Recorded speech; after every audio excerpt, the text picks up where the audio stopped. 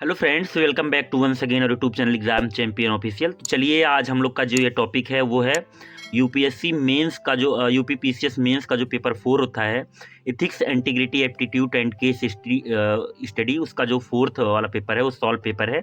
ठीक है, इसमें दो दो पार्ट में क्वेश्चन पूछे जाते हैं। एक तो 8 नंबर को जो 125 वर्ड में लिखना रहता है, और 10 क्वेश्चन जो रहते हैं वो 12 नंबर के यानी 200 वर्ड में लिखने रहते हैं। ठीक है, तो अगर आपने पहले वाली वीडियो नहीं देखी और जितने भी पेपर हैं जैसे फर्स्ट सेकेंड थर्ड, वो भी आप देख लीजिए, आपके लिए हेल्पफुल होगा। और निबंध का भी मैंने बना दिया है, वो भी आप देख लीजिएगा और चैनल को लाइक सब्सक्राइब और शेयर कर लीजिएगा। चलिए स्टार्ट करते हैं। तो पहला क्वेश्चन पूछा गया था, नैतिक अंतर्दृष्टि से आप क्या समझते हैं? लोक सेवक की नैतिक परिस्थिति है किस प्रकार सहायक है? ठीक है, इसका उत्तर ऐसे लिखेंगे। और दूसरा क्वेश्चन पूछा गया था, सिविल सेवा के संदर्भ में निम्नलिखित की प्रासंगिकता का परीक्षण कीजिए। क्या? सेवा भाव, दूसरा दृढ़ विश्वास का भाव। ठीक है। तीसरा क्वेश्चन पूछा गया था कि बालक अपने चतुर्दक को जो देखता है उससे मूल्यों को सीखता है। इस कथन के आलोक में मूल्यों के निर्माण में परिवार और समाज की भूमिका का विवेचना कीजिए। ठीक है, इसको लिखना है 125 वर्ड में, 8 नंबर हम लोग को मिलेगा।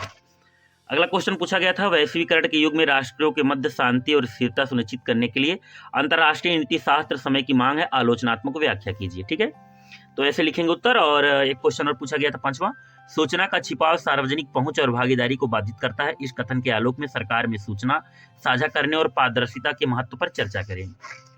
एक क्वेश्चन पूछा गया था, अभिवृत्ति के विभिन्न अवयवों का वर्णन कीजिए तथा अभिवृत्ति निर्माण को प्रभावित करने वाले कारकों का विवेचना कीजिए। 7वां क्वेश्चन पूछा गया था, किन्हीं दो महत्वपूर्ण गुणों की विवेचना कीजिए, जिन्हें आप लोक सेवक के लिए महत्वपूर्ण मानते हैं, तर्कसंगत व्याख्या कीजिए। ठीक है, तो सत्यनिष्ठा, अभिरुचि, ये सब इंपॉर्टेंट रहता है। आगे बात करते हैं। क्वेश्चन पूछा गया था 8वां, सिविल सेवक के बीच उदारता और वस्तुनिष्ठता को कैसे बढ़ावा दिया जा सकता है? अपना सुझाव दीजिए। ठीक है, और एक क्वेश्चन पूछा गया था, सुशासन और प्रशासन के लिए संवेगात्मक बुद्धि की भूमिका का स्पष्ट करिए। एक क्वेश्चन पूछा गया था, लोक प्रशासन में सामाजिक प्रभाव की क्या भूमिका है? उदाहरण सहित स्पष्ट करें। ठीक है, 125 वर्ड में लिखना है।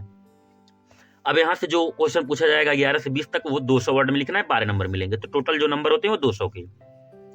तो इसमें क्वेश्चन पूछा गया था, नैतिक शासन व्यवस्था से आप क्या समझते हैं? उदाहरण सहित स्पष्ट कीजिए। ठीक है, ऐसे उत्तर लिख सकते हैं हम लोग। और एक क्वेश्चन पूछा गया था, सार्वजनिक नीतियां बनाते समय एक सिविल सेवक को जो है केवल जनता की भलाई पर ध्यान देना चाहिए और उन नीतियों को लागू करते समय उसमें संभावित अनपेक्षित परिणामों का अनुमान लगाने के लिए, ठीक है, संभावित जो है दूरदर्शिता होनी चाहिए। क्या आप इस कथन से सहमत हैं? अपने उत्तर के लिए युक्ति तथा प्रमाण प्रस्तुत कीजिए। इसमें केस स्टडी भी रहता है। और एक क्वेश्चन पूछा गया था, क्या भगवत गीता लोक सेवकों की नैतिक मार्गदर्शिता हो सकती है? टिप्पणी करिए। एक क्वेश्चन पूछा गया था, नीति शास्त्र में मानव कर्म से क्या तात्पर्य है? मानव कर्म में नैतिकता के निर्धारक और परिणाम की विवेचना कीजिए। ठीक है, ऐसे उत्तर लिख सकते हैं हम लोग। और एक क्वेश्चन है केस स्टडी के ऊपर, राजीव एक आदर्शवादी है, उसका विश्वास है कि मानवता की सेवा ईश्वर की सेवा है।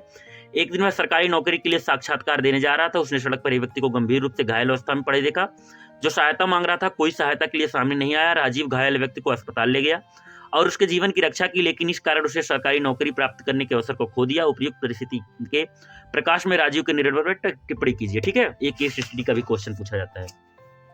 एक क्वेश्चन पूछा गया था, लोक जीवन के मुख्य सिद्धांत क्या है? उपयुक्त उदाहरण के साथ समझाइए। ठीक है, 17वां क्वेश्चन पूछा गया था, वर्तमान समय में सोशल मीडिया का उपयोग जनता की राय को सकारात्मक या नकारात्मक तरीके से प्रभावित करने में सहायता करता है। ठीक है, एक लोक सेवक होने के नाते आप इस मुद्दे का समाधान कैसे करेंगे?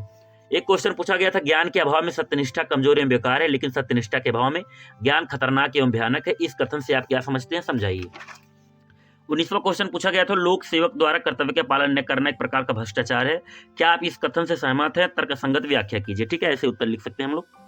एक क्वेश्चन पूछा गया था, उन रणनीति का वर्णन करें जो सिविल सेवक परिवर्तन के लिए जो है प्रतिरोध को दूर करने के लिए नियोजित कर सकते हैं और नई नीतियों के पहलों का समर्थन करने के लिए हितधारकों को प्रभावी ढंग से राजी कर सकते हैं। ठीक है, इस तरीके से लिख सकते हैं उत्तर। आप चैनल को लाइक सब्सक्राइब शेयर कर लीजिएगा। सारे जो है आपको जो पेपर है सॉल्व पेपर आपको मिल जाएंगे। इसके बाद हिंदी का है वो सब देख लेंगे, फिर जो यूपी स्पेशल फर्स्ट और यूपी स्पेशल सेकेंड। ठीक है, मिलते हैं अगली वीडियो में।